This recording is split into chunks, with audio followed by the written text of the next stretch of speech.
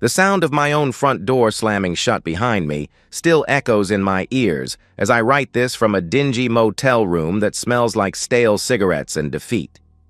3 hours ago, I was Daniel Keller, respected senior accountant at Morrison & Associates, loving husband and proud owner of a beautiful colonial home on Maple Street. Now I'm a man without a home, accused of crimes I never committed, watching my life crumble through the thin curtains of room 237 at the Sunset Motor Lodge. The red and blue lights are still burned into my retinas, flashing across Melissa's tear-streaked face as she pointed at me with a trembling finger and whispered those devastating words, "He did this to me." My name is Daniel Matthew Keller, and until tonight, I thought I knew exactly who I was.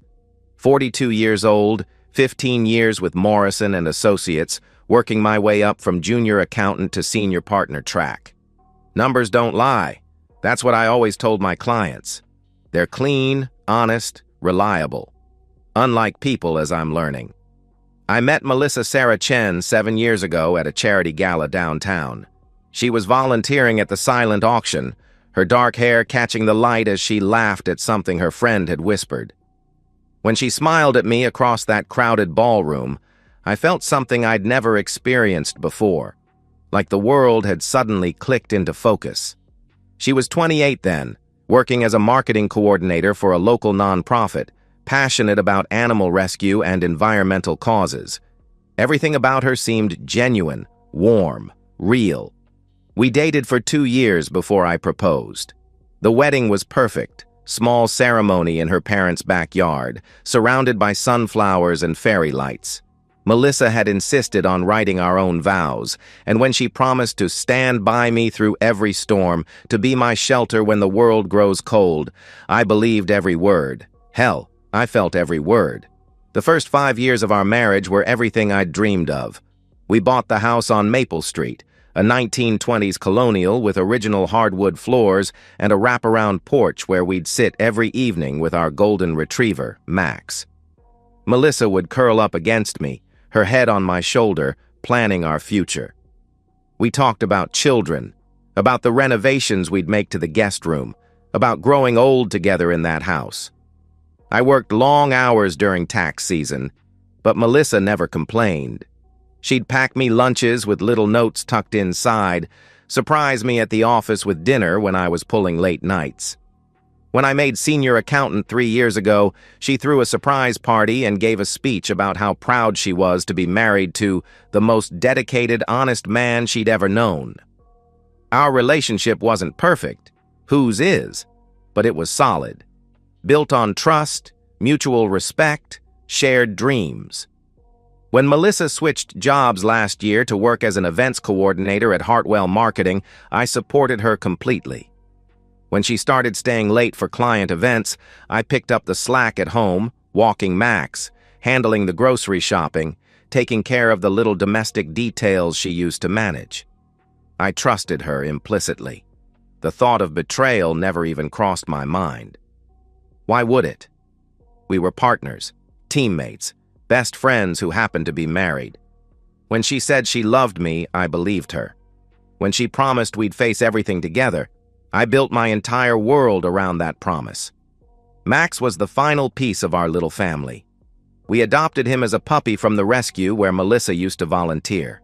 Watching her with that golden ball of fur, seeing how gentle and caring she was, only reinforced everything I believed about the woman I'd married. She'd sing to him, take him on long walks through the neighborhood, post endless photos of his antics on social media with captions about how much she loved her boys. I thought we were happy. I thought we were solid. I thought I knew her. Looking back now, the signs were there. Subtle at first, like hairline cracks in a foundation that you don't notice until the whole structure starts to shift. It started about 6 months ago with her phone. Melissa had always been casual about it, leaving it on the counter, asking me to check her messages when she was in the shower, never protective or secretive. But gradually, that changed. She started taking it everywhere, even to the bathroom, started sleeping with it under her pillow instead of on the nightstand. When I'd jokingly reach for it to show her a funny meme or photo, she'd snatch it away with a quick laugh and some excuse about work confidentiality. Then came the schedule changes, late meetings that stretched until 9 or 10 at night. Weekend team-building exercises that I was never invited to meet or greet beforehand. When I'd ask about her day, her answers became vague, distracted. "Oh, the usual client stuff. Nothing interesting." She used to tell me everything about difficult clients, office drama, funny conversations with coworkers. Now I got nothing. The physical distance started around the same time. We used to be naturally affectionate, holding hands while watching TV, quick kisses when passing in the kitchen, cuddling in bed before sleep. But Melissa began pulling away from casual touches, finding reasons to stay up late on her laptop while I went to bed alone. When I tried to initiate intimacy, she was always too tired, too stressed, too distracted by work. "You're being clingy, Dan," she said one night, when I mentioned feeling like we were becoming roommates instead of spouses.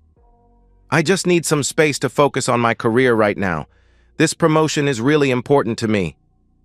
I backed off. I gave her space.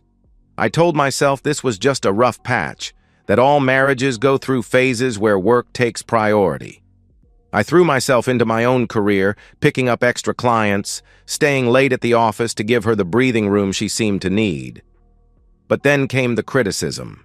Little comments that felt like paper cuts, small, but they added up. "Don't you think you should update your wardrobe? Some of these shirts are looking pretty dated. Maybe we should cancel our dinner plans with the Johnsons. I don't think you really connect with that crowd anyway." I mentioned to my coworkers that you're an accountant, and they all made jokes about how boring that must be. I didn't know what to say. She started making plans without including me. Girls' trips that were planned and booked before she mentioned them. Dinner parties at our house where she'd handle all the invitations and then casually inform me we were hosting 12 people on Saturday. When I'd suggest activities for us to do together, she'd find reasons why they wouldn't work. Too expensive, too far, too crowded, too boring. The house started feeling different too. Melissa had always taken pride in our home, but she stopped caring about the little details that used to matter to her. Dishes piled up in the sink. Laundry sat unfolded for days. She'd order takeout instead of cooking the meals we used to prepare together. When I picked up the slack, she didn't seem grateful, just entitled, like domestic work was naturally my responsibility now. Max noticed the change too. Dogs are intuitive about these things. He started following me around the house instead of her, sitting by my feet during dinner instead of begging at her chair. When she did pay attention to him, it felt performative, like she was putting on a show for an invisible audience. The most telling sign was how she talked about our future. Those evening conversations about children, renovations, retirement plans, they just stopped. When I'd bring up anything long-term, she'd change the subject or give non-committal responses. "We'll see. Maybe someday. Let's just focus on now." But I rationalized it all. Marriage takes work, I told myself. People grow and change. Maybe she was just going through something, dealing with stress I didn't understand. Maybe I needed to be more patient, more supportive, more understanding. The financial irregularities were what should have been my wake-up call. Credit card statements with charges I didn't recognize, expensive dinners at restaurants we'd never been to together, purchases from stores she claimed she'd never visited. When I asked about them, she had explanations that sounded reasonable enough. Client dinners, gifts for coworkers, business expenses that would be reimbursed. But the amounts kept growing, and the explanations kept getting more elaborate. I had to buy a new dress for the Henderson account presentation. You know how important first impressions are in client relations. The team went out to celebrate closing the Morrison deal. It was expected that I'd pick up the tab since I was the lead coordinator. Sarah's going through a rough divorce, so I took her shopping to cheer her up. She'll pay me back when she gets her settlement. I wanted to believe her.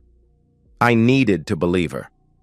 Because the alternative, that the woman I'd built my life around was systematically lying to me, was too devastating to contemplate.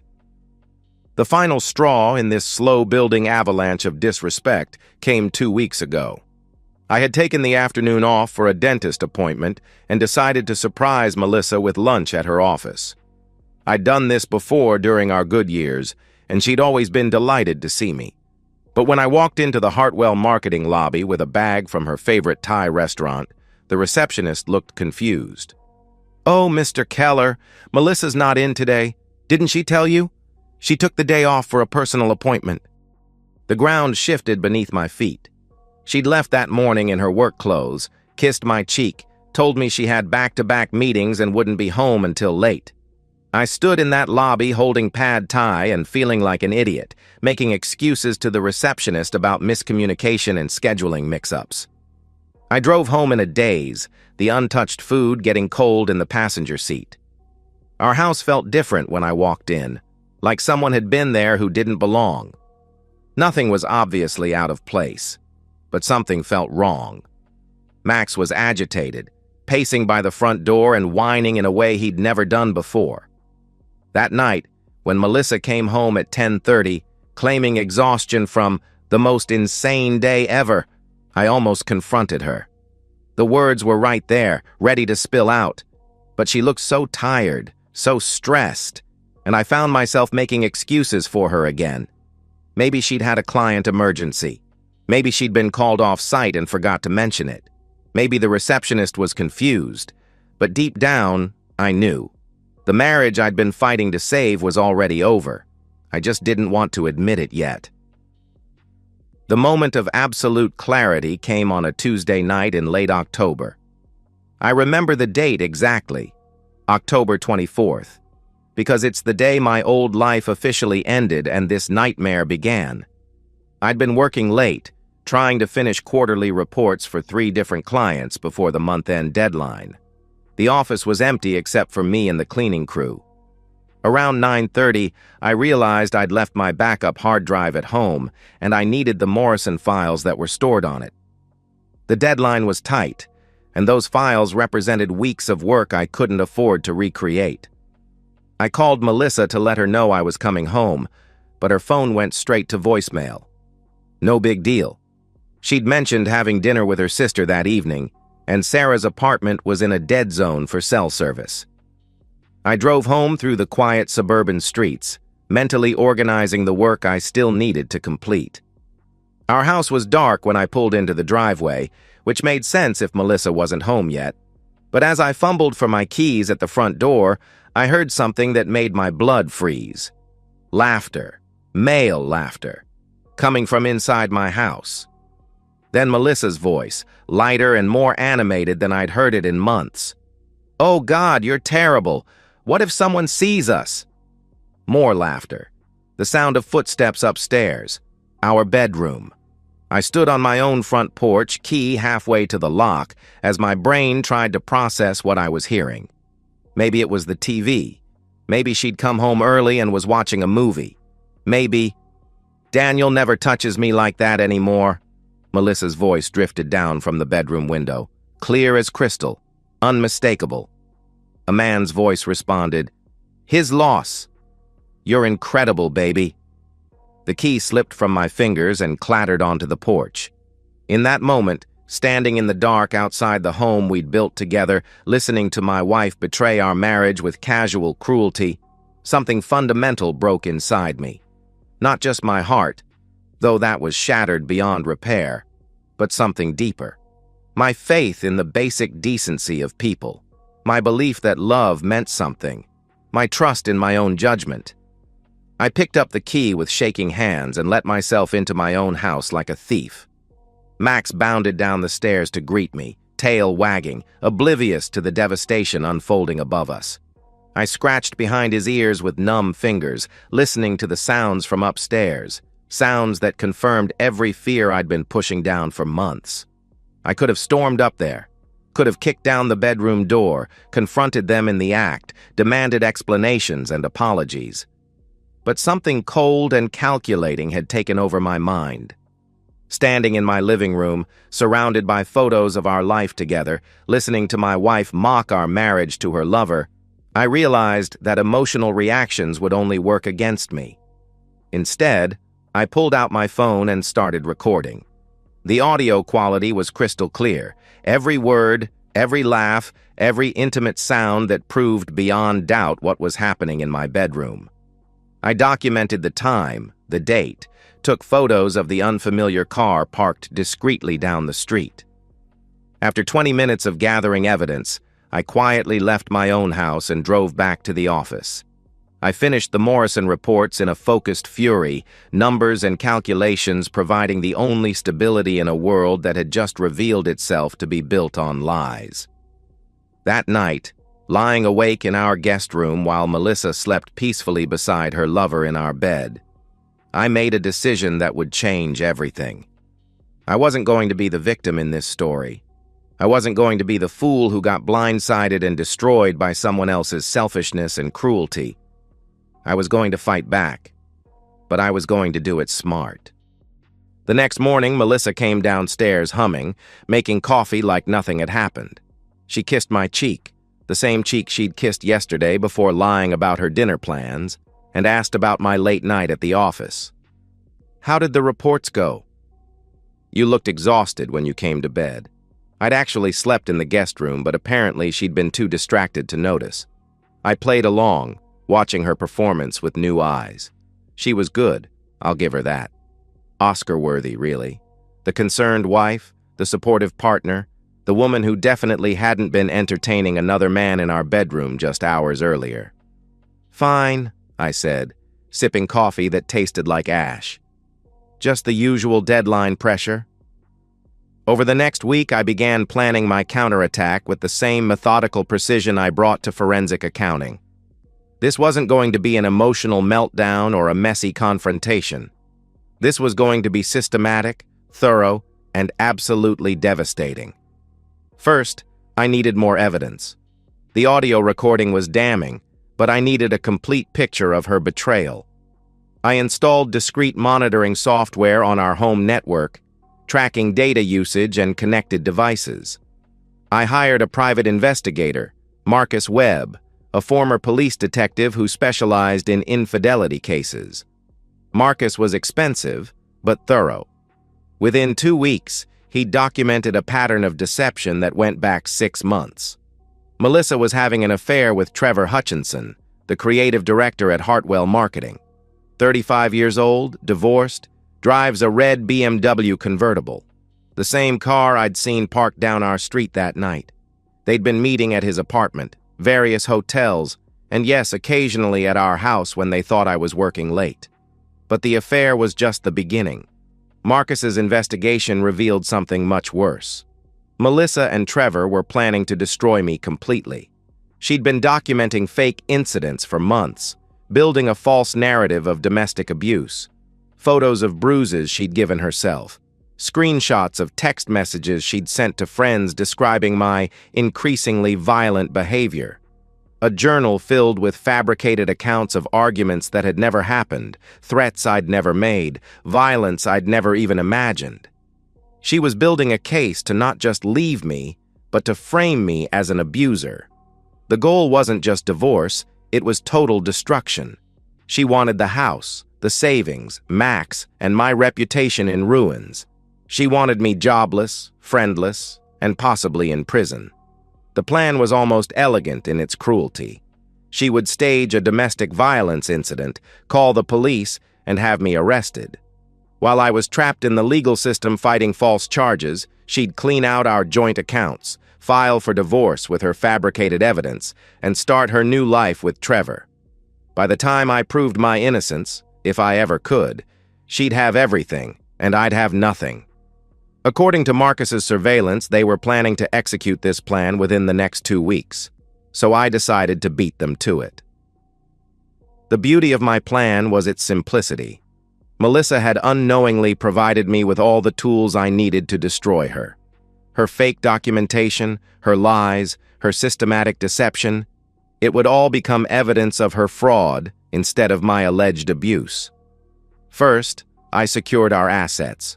Working with a lawyer Marcus recommended, Patricia Hoffman, a family law specialist with a reputation for aggressive tactics, I quietly moved half of our joint savings into a separate account. I documented every shared asset, every piece of property, every financial detail of our marriage. When the shit hit the fan, I wanted ironclad proof of what belonged to whom. Next, I set up my own surveillance system. High-definition cameras in strategic locations throughout the house, all recording to cloud storage that Melissa couldn't access or delete. Audio recording devices in the main living areas. If she was planning to stage an incident, I was going to capture every second of it. The waiting was the hardest part. Pretending everything was normal while knowing exactly what she was planning. Kissing her goodnight while she plotted my destruction. Walking Max together through our neighborhood while she texted her lover about how soon they could start their new life together. But I didn't have to wait long. On November 15th, a date I'll never forget, everything came to a head. I came home from work to find Melissa in an agitated state, pacing around the kitchen, Max hiding upstairs. She'd been drinking, which was unusual for her on a weeknight. "We need to talk," she said, and something in her tone set off every alarm bell in my head. "Sure," I said, casually reaching for my phone to start recording. "What's on your mind?" What followed was a performance worthy of Broadway. Melissa launched into a rehearsed speech about how things had changed between us, how she felt unsafe in our marriage, how my anger issues were getting worse. She threw around words like controlling and intimidating, building a narrative I recognized from her fake journal entries. I let her talk, responding calmly, never raising my voice or taking the bait when she tried to provoke an argument. Every word was being recorded. Every false accusation was being documented. Then she escalated. "I can't do this anymore, Daniel. I'm scared of you. Last week when you grabbed my arm..." "I've never grabbed your arm, Melissa." "Yes, you did. And you're getting angry right now, just like..." "I'm not angry. I'm confused. When did I supposedly grab your arm?" She fumbled for details, contradicting herself, growing more agitated as her performance fell apart. This wasn't going according to her script. I was supposed to get defensive, to yell, to give her the reaction she needed to justify her next move. Instead, I remained calm, asked clarifying questions, treated her accusations like the accounting discrepancies they were. Problems to be solved with facts and evidence. That's when she snapped. Melissa grabbed a kitchen knife, not to threaten me, but to cut her own arm. A shallow slice across her forearm that immediately started bleeding. Then she slammed herself against the refrigerator hard enough to leave a bruise, threw herself onto the floor and started screaming. "Help! Someone help me! He's going to kill me!" I stood there in shock, watching my wife mutilate herself to frame me for domestic violence, while my hidden cameras recorded every second of her performance. She was completely committed to the role, sobbing hysterically, yelling for neighbors to call 911, begging for her life from a man who hadn't even moved from where he stood. The police arrived within minutes. Neighbors had indeed called 911 after hearing the screaming. I was handcuffed in my own living room while Melissa gave an Academy Award-worthy performance as the terrified victim. Blood on her arm, bruises on her back, tears streaming down her face as she painted me as a monster who'd finally snapped.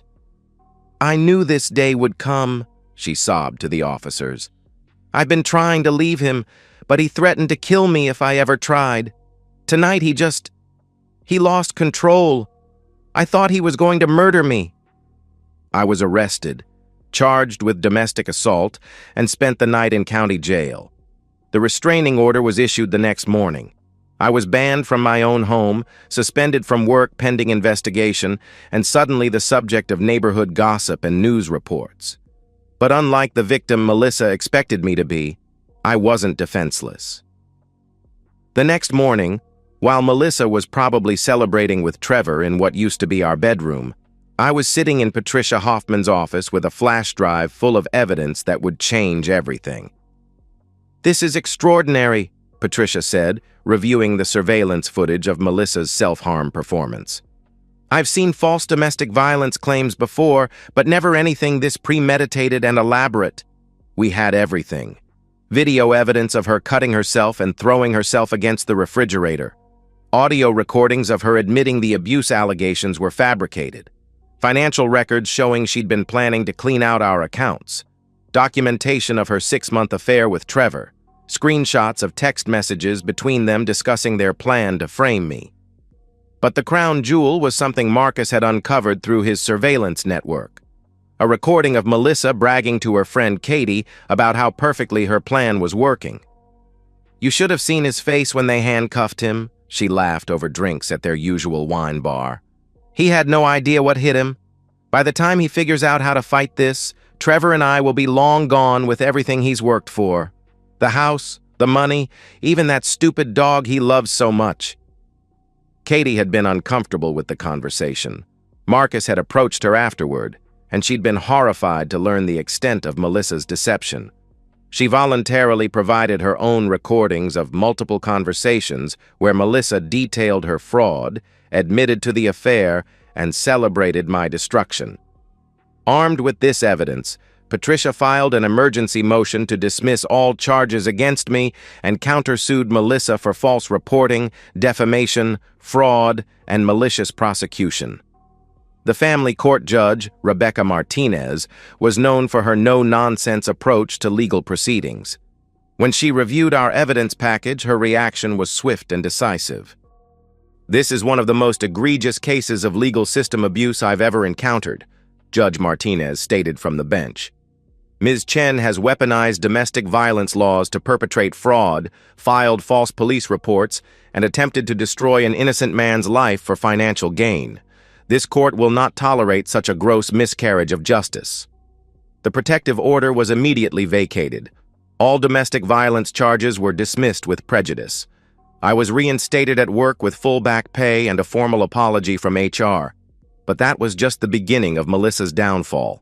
The divorce proceedings were brutal and swift. With overwhelming evidence of her fraud and infidelity, Melissa lost everything. I kept the house, the savings, our shared assets, and full custody of Max. She was ordered to pay restitution for legal fees, defamation damages, and the costs of my lost wages during the suspension. The criminal charges came next. Melissa was arrested for filing false police reports, insurance fraud, and attempted extortion. The prosecutor, armed with video evidence of her self-harm performance, pursued the case aggressively. She pled guilty to avoid trial and received 2 years in prison, followed by 3 years of probation. But the legal consequences were just the beginning of her total destruction. The story went viral. Local news picked up the story of the fake domestic violence case, and the security footage of Melissa cutting herself became a cautionary tale shared across social media platforms. Her name became synonymous with false accusations and legal fraud. Hartwell Marketing fired her immediately after the arrest, citing conduct incompatible with company values. Her professional reputation was destroyed. No marketing firm would hire someone whose name was associated with such high-profile deception. The industry gossip network ensured she'd never work in her field again. Trevor, her supposed soulmate and partner in crime, abandoned her the moment the scandal broke. Faced with his own potential legal consequences as an accessory to fraud, he retained his own lawyer and provided testimony against Melissa in exchange for immunity. Their grand romance crumbled under the weight of real-world consequences. Her social circle evaporated overnight. Friends who'd believed her initial victim narrative felt betrayed and manipulated when they learned the truth. Former colleagues who'd offered support during her crisis publicly distanced themselves. Even her family struggled with the revelation that their daughter had orchestrated such an elaborate deception. The financial devastation was complete. Between legal fees, restitution payments, and the inability to find steady employment, Melissa lost everything. She moved into a rundown apartment in the worst part of town, working minimum-wage retail jobs while garnishing orders seized most of her earnings to pay her mounting debts. 6 months later, I sit in my study. Our study, I should say, since Max has claimed the leather chair by the window as his new favorite spot, writing this account of how justice was served. The house feels peaceful again, cleansed of the toxic energy that had poisoned it during those final months of my marriage. Work has been better than ever. The partners at Morrison and Associates were impressed with how I handled the crisis, and my reputation for integrity was actually enhanced by the ordeal. Clients respect someone who can maintain dignity under pressure, who fights back intelligently rather than emotionally. I made senior partner 3 months ago. The house renovations Melissa and I used to plan together are finally happening, but according to my vision alone. I converted her former office into a library, installed a home gym in the basement, and created a master suite that has no memories of her betrayal. Max loves the new dog run I built in the backyard. I've started dating again, carefully, cautiously, but with hope. There's something liberating about knowing exactly what red flags to watch for, about understanding that trust must be earned rather than freely given. The experience made me stronger, smarter, more discerning. But the real victory isn't my success. It's Melissa's complete and total failure. She tried to destroy me using the legal system as her weapon, and instead destroyed herself. Every lie she told became evidence against her. Every false accusation became grounds for restitution. Every moment of her calculated performance became proof of her guilt. I drive past her apartment sometimes, on my way to the good restaurants and shopping centers she can no longer afford. The building is a concrete eyesore in a neighborhood where police sirens are background noise. Her car, when it's running, is the same beat-up Honda she drove in college, a far cry from the luxury vehicles she used to take for granted. She tried to reach out once, about 3 months after her release from prison. A pathetic letter claiming she'd made mistakes and asking for forgiveness, for a chance to explain. I burned it without finishing it. Some betrayals are beyond redemption. The best part is watching her live with the consequences of her choices every single day. She can't escape her reputation, can't outrun the internet documentation of her fraud, can't rebuild relationships with people who know exactly what she's capable of. She created a prison of her own making, and she'll be serving that sentence for the rest of her life. Trevor fared better than Melissa, but not by much. His career survived barely, but his reputation in the industry is permanently tainted. He's known as the man who helped orchestrate a domestic violence hoax, who betrayed his colleague's husband for sex and money. Professional relationships are built on trust, and no one trusts Trevor Hutchinson anymore. As for me, I'm free. Free from a toxic marriage. Free from someone who saw me as nothing more than a financial resource to be exploited and discarded. Free to build a life based on honesty rather than deception, surrounded by people who actually value integrity. The golden retriever curled up at my feet right now is more loyal than the woman I married. Max never lied to me, never plotted against me, never tried to destroy my life for personal gain. He's better company than Melissa ever was, and considerably less expensive to maintain. Sometimes people ask if I feel bad about how completely I destroyed Melissa's life. If I have any regrets about the thoroughness of my revenge, any sympathy for how far she fell. The answer is simple. She earned every bit of suffering she's experiencing. She chose to weaponize domestic violence laws against an innocent man. She chose to lie, manipulate, and scheme. She chose to try to send me to prison for crimes I never committed. Every consequence she's facing is the direct result of her own actions, her own choices, her own cruelty. I didn't destroy Melissa's life. She destroyed it herself, one lie at a time. I just made sure she couldn't take me down with her. Justice isn't always swift, but when it comes, it's absolute. And watching someone who tried to destroy you get everything they deserve, that's not revenge, that's poetry. And so, we've reached the end of today's story. Was it what you expected, or did it take a twist you didn't see coming? I'm curious to hear your thoughts. Share them in the comments below, and let's get a conversation going. If this story kept you hooked, make sure to hit that like button. And if you're new here or just haven't subscribed yet, now's the perfect time to join our community.